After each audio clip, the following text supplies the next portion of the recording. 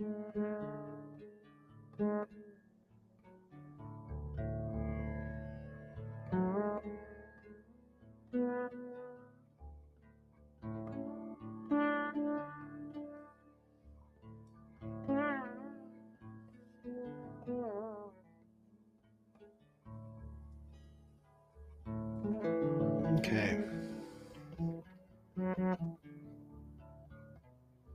Well, good morning, friends. Good morning, Michael. Good morning to you out there in the ether. Thanks for joining. This is Journey Home Meditation's morning sit.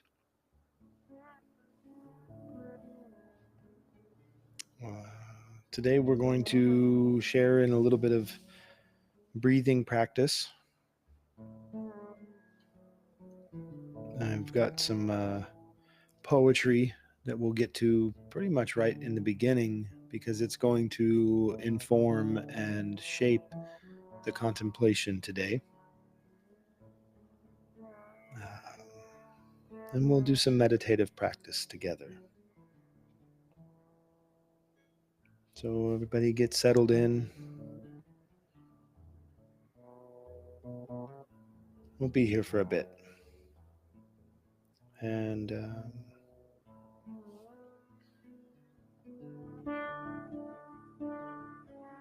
yeah, I'm happy to be here this morning. I'm happy to be here.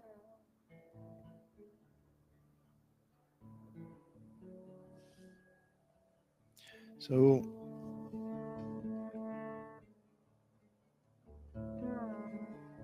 as is our custom, if we have such things, we'll begin with just a few awareness breaths. And just let yourself settle into your space right now and your body. Settle into where you are, and your mind settle into where your body is.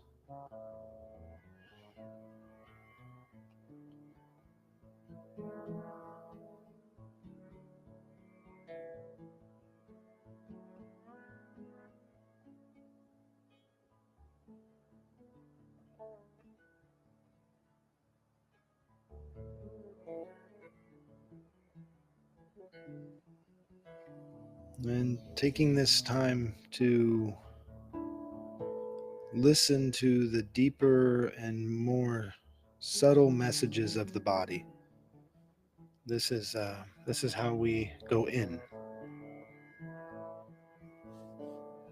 And we can do that just by bringing our awareness, our focus, and our attention to our breath.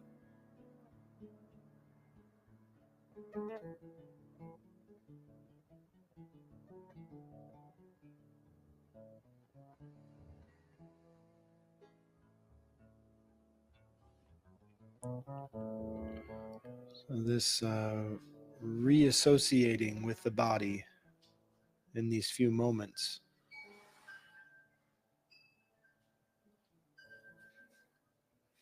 Welcome.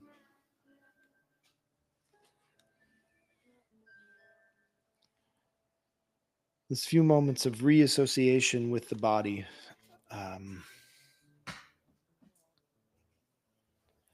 can be really the difference between mindlessly stumbling through our day and being able to be present and in the moment while also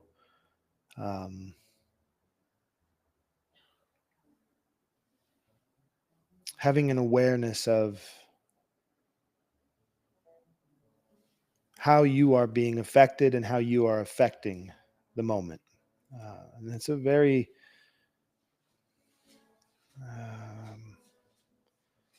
I find it to be a very valuable thing.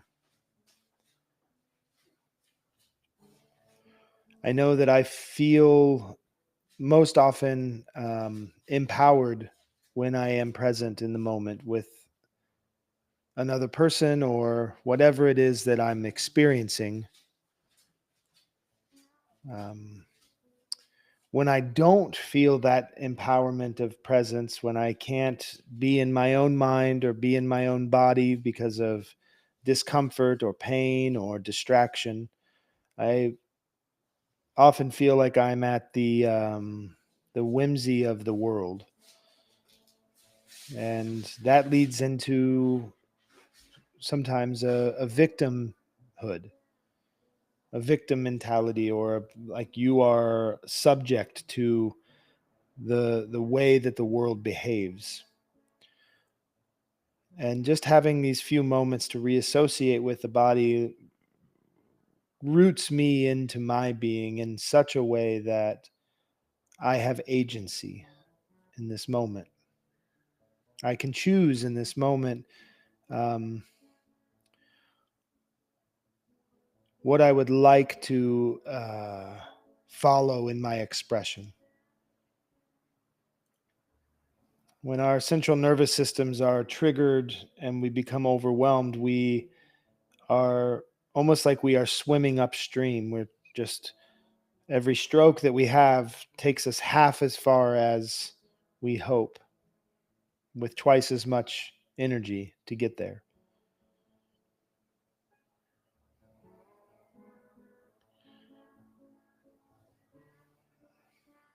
But when we can have that calm connection into our center of our being, that's where the central nervous system is.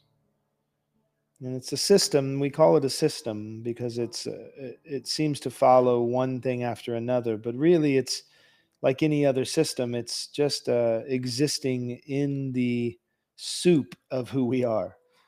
So there may be things at our center, the solar plexus, our gut, all of these things, but it's important to remember that we are not at the center of everything, but that everything may very well be at the center of us. The way that I'm going to perceive the world today, the way I'm going to interact with the world, is that's at the center of my being. And there's a big difference in centering ourselves and finding everything at our center.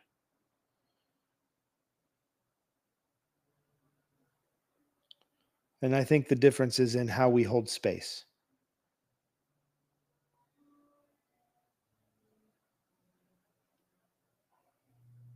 And that's how we hold space for the things that feel good and for the things that feel difficult. So let's get to that center place together with just a few breaths this morning. I'll invite the bell.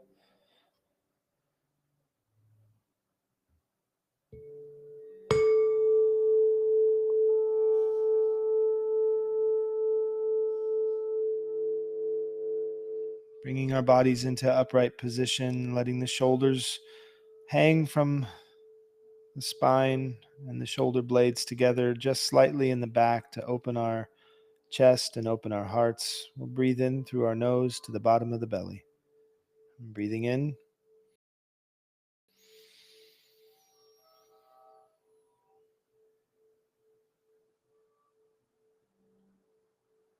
And release.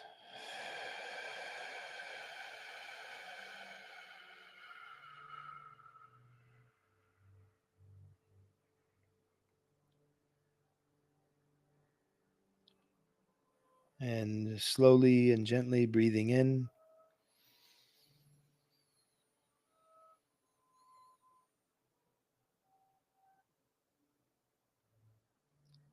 And slowly and gently releasing.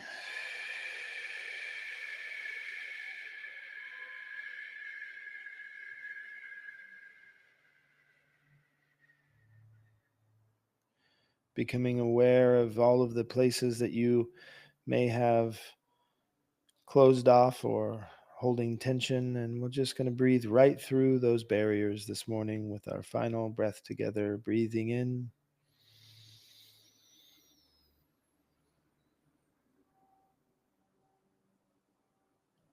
and let it all go.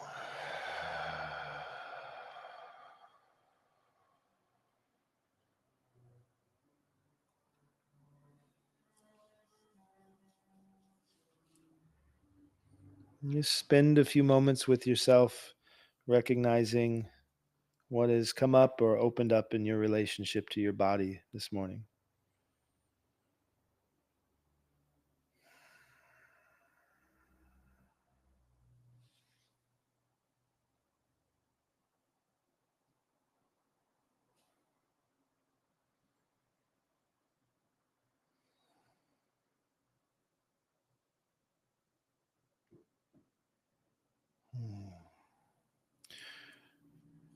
I'm happy to talk about what the contemplation is today because it's kind of come together as a culmination of all these synchronicities, these little things, and I like it when we can see the signposts on the path and we can sort of draw the connections. And I'm sure that, is it synesthesia? Is that where you see faces?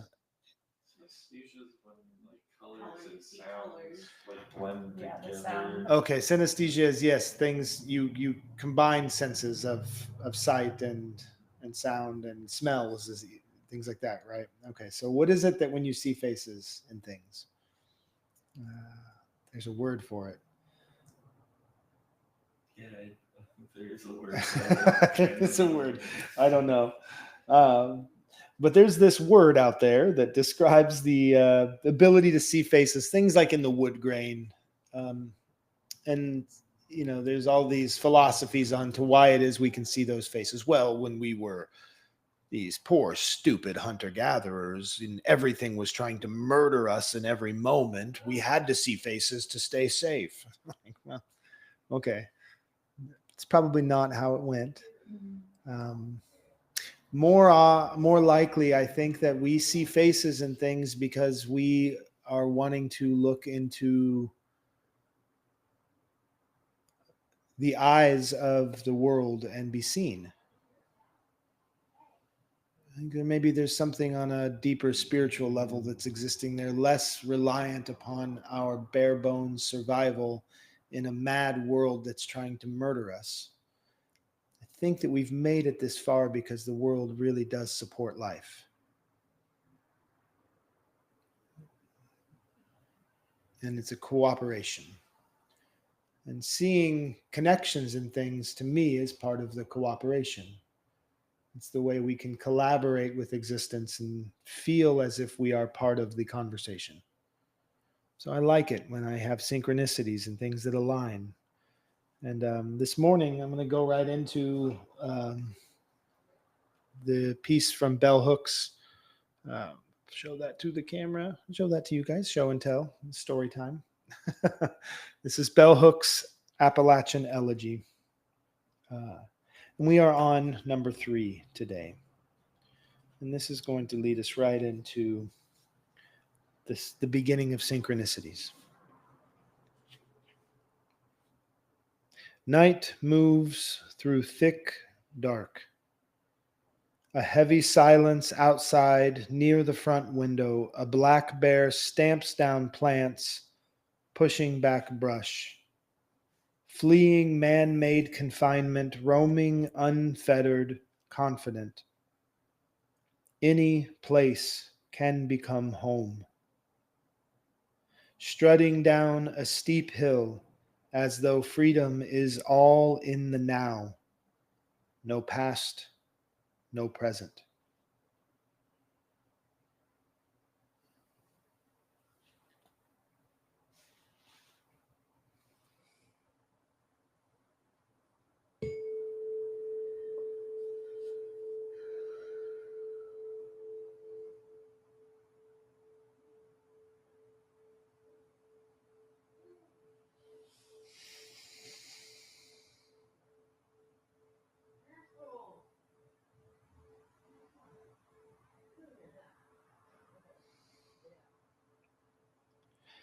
I like this piece because it's very rooted in place. If you live anywhere where there are black bear, you can picture this. this scene that's unfolding just outside of the window. And I like the metaphors that are at play here in this. Let me get the words correct here. She says, through thick, dark, a heavy silence outside near the front window, a black bear. I think we're seeing these images of these things that move in the dark, that hold the capacity of this this fear of the dark, and this heavy silence. Like there's that weight of having knowledge of something that you can't prove, but you just have to sort of have faith in. You have to have faith that there's a heaviness that's here, because you don't have you're seeing the faces in the design, right? You're making these connections that might not really be there for someone else. And the way this black bear just sort of barrels through their existence, strutting down a steep hill as though freedom is all in the now. But then when the poet, when Bell Hooks gets to these last two lines, it opens this huge amount of questions for me when she says, no past, no present. As though freedom is all in the now, no past, no present. And I question, is she saying that there is no past and there is no present, or is she saying that there is no present without a past? If we don't have a past, we can't have a present. And that's where I tend to fall in this morning's poem. What's that? Yeah. The way that we carry our practice of reassociating with our body, the practice of falling in love, falling into love, into our bodies, through breath and through meditation and through understanding and forgiveness, which ultimately means we're stepping into compassion, which is the teachings of so many teachers, so many Buddhas, so many Christs, so many Krishnas, so many Muhammads, so many unnamed teachers that didn't get books penned about them, bring us this repeated story about compassion. And compassion, one thing about compassion that I understand, and I may be wrong here, but I'm pretty sure that compassion requires a past. That to be able to have compassion, we have to have that history, that past. And without that past, we can't be present. And I don't know that we can untether entirely from who we have become. I think that we can lose our attachment to what it is we've been without losing our connection to how we are becoming.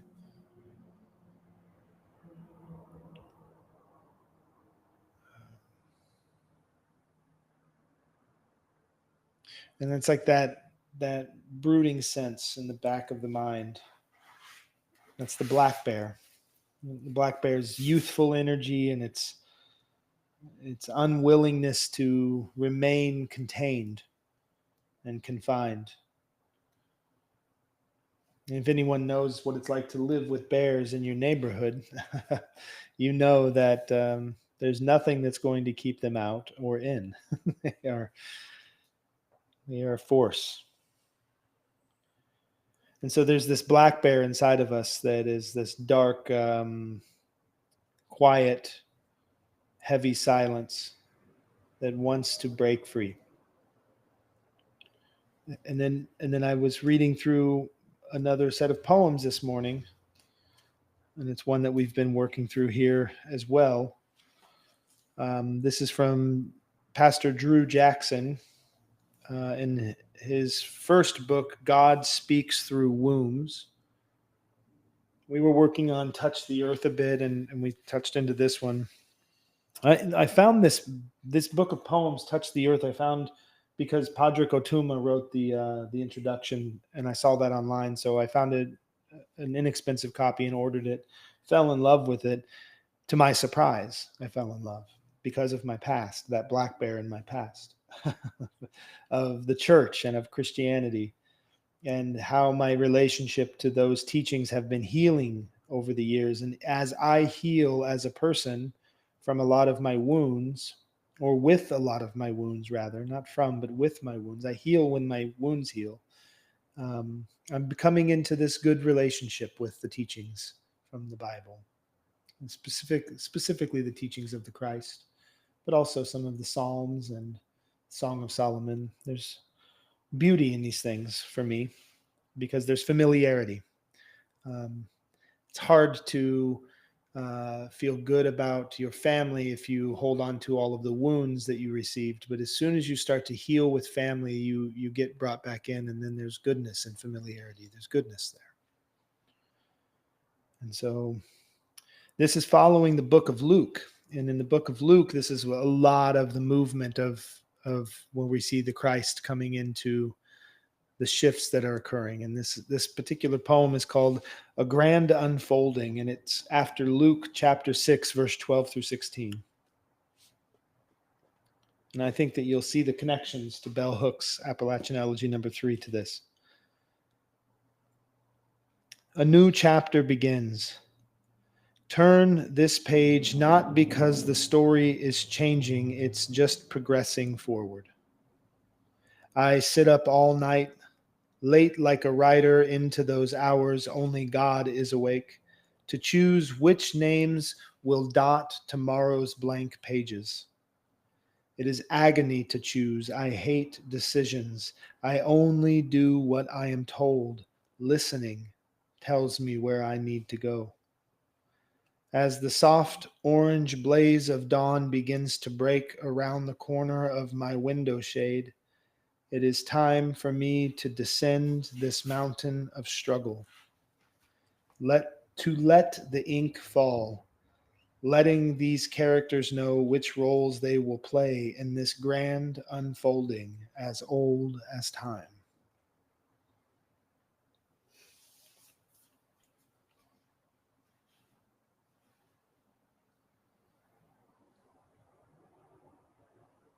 As the soft orange blaze of dawn begins to break around the corner of my window shade, it is time for me to descend this mountain of struggle. To let the ink fall, letting these characters know which roles they will play in this grand unfolding as old as time.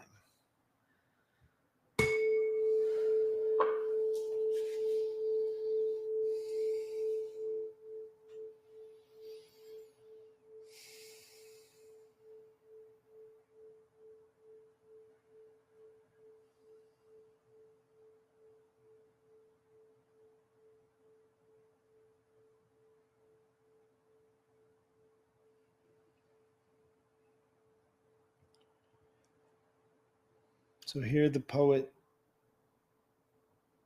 recalls that similar metaphor of the descending the hill, right? Coming down this hill, and he refers to it as a mountain of struggle.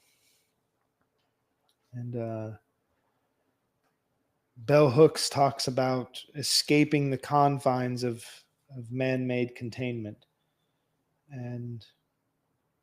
And I think when I think of man-made containment, mostly I think of the way that I create my own suffering with the stories that I have that bind me to this painful history that's really not necessary, this mountain of struggle I've created in my mind. You know, that we make mountains of molehills thing. And then it's the synchronicities start to fall into place, because Luke chapter 6, and specifically these verses 12 through 16, is about, and I don't have this memorized from childhood. I looked this up after I read the poem. But it's the moment when the Christ figure comes out of prayer, of a listening session up on the mountains, and he comes down to choose his disciples. So he names the disciples, and he even changes some of their names. He names Peter, who was once Simon. Changing these names, he calls them by their names. And it gets to the end and it names two Judases. There's Judas, the son of James, and then there's Judas Iscariot. And in the verse, it says, and Judas Iscariot, who will become the traitor. He's the only one that gets named with a task. The rest of them are just disciples. I believe one of them is named the Zealot. But that's not really a task.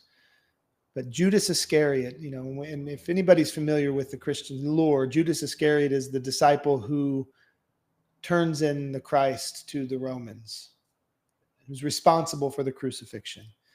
Judas is one of the most important characters in this lore because without the Judas performing the task of becoming the traitor, as much as he loved his teacher, then we wouldn't have the story of the Christ. The story of Christ doesn't exist without the crucifixion. Let's just be real about that. The reason Christians wear crosses around their necks is because that is the most important symbol in their cosmology. So Christ wouldn't exist without Judas. My friend Pecos has some lines of poetry. He says, every Jesus needs a Judas, every Caesar needs a Brutus. And it's this reminder when Christ is choosing the apostles and he's naming them, even the one who is the most difficult thing you could imagine deserves the name, and it deserves a place. And there's this knowledge like the black bear coming down this hill into freedom, losing the past, losing the future, losing the present, all those things. There's this understanding that forward motion, it's going to include all of these things. And we have to name, we have to understand that we do name these roles in our lives, and we can't delete the ones that we don't want. We can't delete those ones. We can't get rid of the messy black bear that messes up the garden. It's absolutely necessary. We can't get rid of the traitor. We can't get rid of the jerk who cuts you off in traffic. You can't get rid of the family member that won't return your calls. You can't get rid of these things just because you think that the only purpose they serve is your suffering, but you forget that your suffering serves a purpose.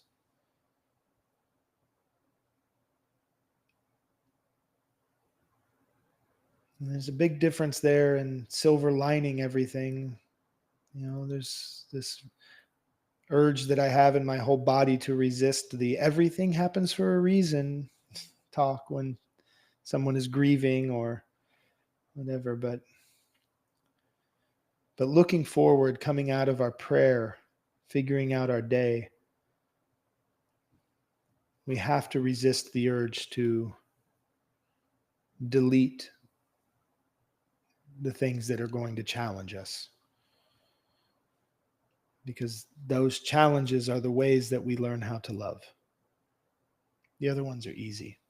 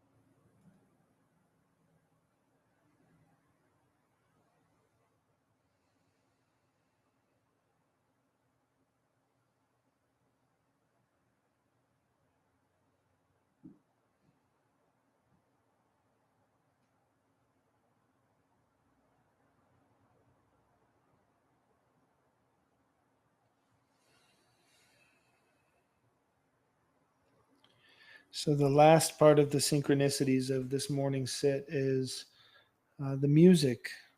Again, we were listening to the music of Mark Deutsch, recently died, master of the bass, the double bass, contrabass, and also creator and master of the Bazantar, sort of a contrabass sitar amalgamation. But the piece that we were listening to is called Burgozada. And Burgozada means the chosen, spiritually chosen one who's chosen specifically for a spiritual task. And when we talk about Luke chapter 6, 12 through 16, and Christ is naming the apostles, and then you talk about the way Drew Jackson interprets that into listening in his prayer to how we're going to name those people, those roles, not even those people, just those roles in our lives, like who's going to be this today. Choosing these things for a spiritual practice. And then it comes all the way back to that heavy silence outside the window, listening deeply, listening for that sound so that you can understand what its name will be. Like all of that just kind of flows for me. There's a lot of connections there.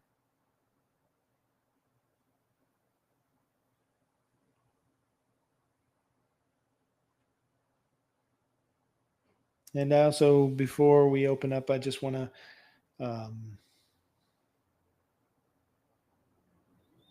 send a prayer out for Angela. She's taking a big journey right now. She'll be gone for a while, and she'll be doing a lot of heavy journeying in her own ways. And just want to send that prayer of love out to her. Keep her safe and know that she is supported.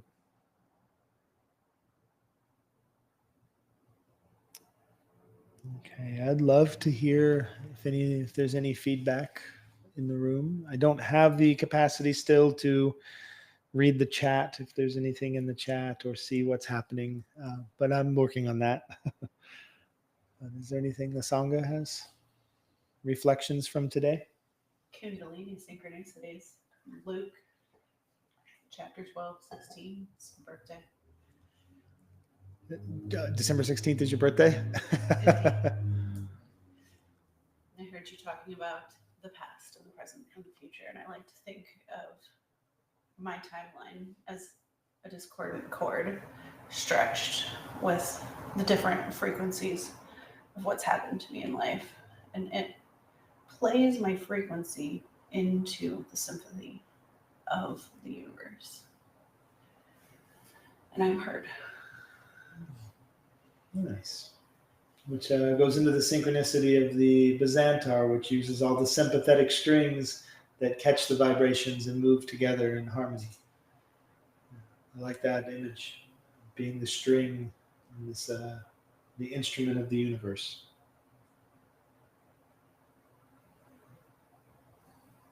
Yeah, and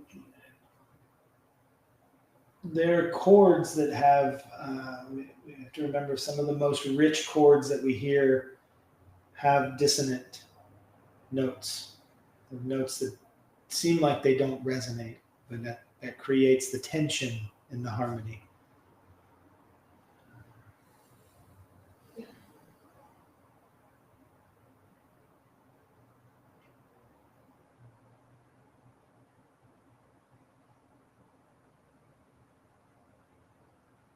But you know when you're in the right place because you really start to move. When you catch the right frequency, it's there.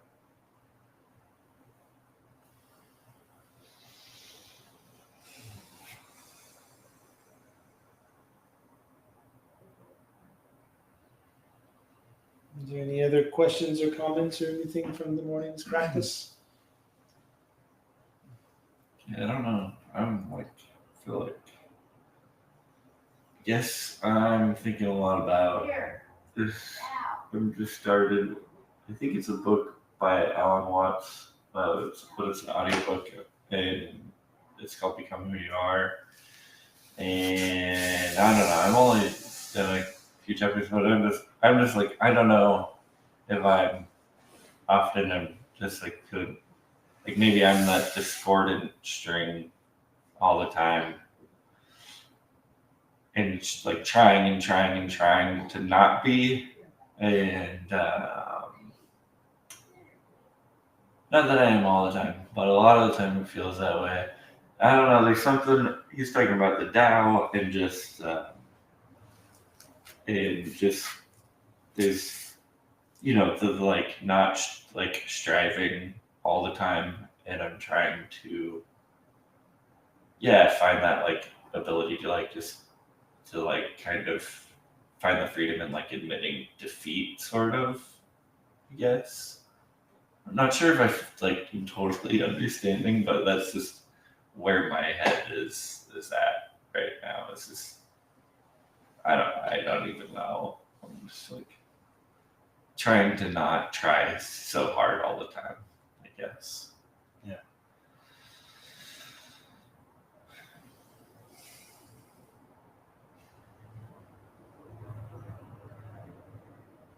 Yeah, there's an entire industries that are created to get us to keep trying to be better or different than who we are. You know? And they're really effective because each of us has that tendency sometimes, and some of us have that tendency more often than not to not feel exactly like we are in accordance with the harmonies of the other strings. But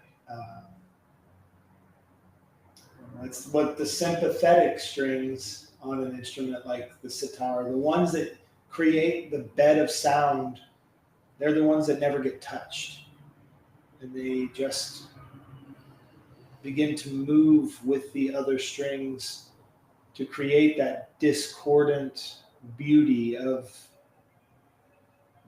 the bed of sound, you know. I think that's what Taoism kind of talks about, is like kind of, you know, one of the Taoist teachers that I had years and years ago made it make a lot of sense to me when he talked about you spend the first 9 months of your existence when sperm meets the egg and all of a sudden your DNA is activated and you're kind of turned on. First 9 months, almost 10 months, 40 weeks of your life, everything is provided. You don't do anything to get anything. And then you're born and you spend the rest of your life fighting like hell for the scraps. Why? Why do we choose at birth to do this thing? It's like the Tao is remembering that everything is provided as it needs to be. He's like, that doesn't mean you don't get a job, and it doesn't mean you don't wash your dishes. It's like getting a job and washing your dishes may very well be the way. That's the Tao. But it's there for you. In any moment, you are exactly what you need to be to get what you need to get, to do what you need to do. And that made a lot of sense to me. I was like, oh, shit. Because, yeah, I thought that, you know, the spiritual path was like some, you know, Shaolin Kung Fu movie where I had to break bamboo over my shins and, you know, and sit on mountaintops in freezing cold suffering for 40 nights to get enlightenment. And it's like, you don't get to choose enlightenment. You don't get, maybe, I don't know. Maybe you do. Maybe I'm wrong, and maybe the Shaolin movies are exactly right. But learning that it's okay just to, and actually it may be about just having that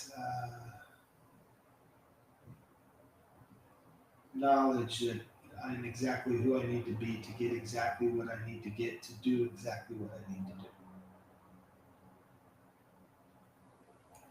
do. Yeah, I kind of think of like I don't know, when you're like playing an instrument or something too, and if you're thinking about it all too much, it starts just becoming more off and off and off.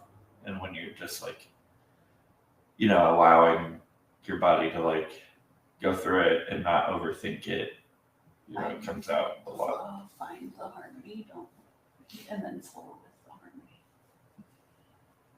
It's like ice skating. I'm terrible at it. Until I remember to let go and just, oh yeah, I'm not actually doing this. I'm just sort of existing on this ice. But when I think about it, I'm like, oh God, put my foot there, foot there. Like, Yeah. But then you get into a flow and all of a sudden you're gliding. Yeah, it's our over cultivated mind that really does a lot of the. It's that steep hill, that mountain of struggle, that Drew Jackson and Bell Hooks both talk about coming down from. Yeah. But even Judas Iscariot, who is the only one named with a task, has its purpose. Even all those feelings of discordance has its gift, has its purpose for us. I guess. I guess. Sounds good. Maybe it'll sell a few books. I don't know. I'll have a book, but when I do. You will. Okay, thanks everyone for coming this morning. What do you? Oh, do you?